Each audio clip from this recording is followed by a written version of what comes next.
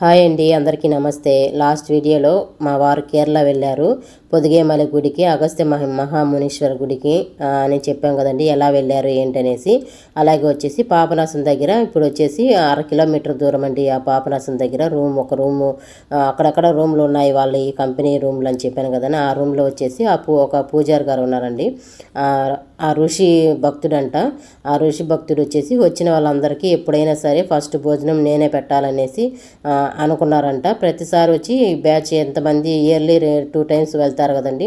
ఎప్పుడు వెళ్ళినా కానీ ఎంతమంది వచ్చినా కానీ అంతమందికి అన్నదానము, మనుషులు పెట్టి అన్నం వడ్డిచ్చేసి అక్కడే భోజనం చేసి అన్నదానం చేసి అందరినీ పంపిస్తారంటండి.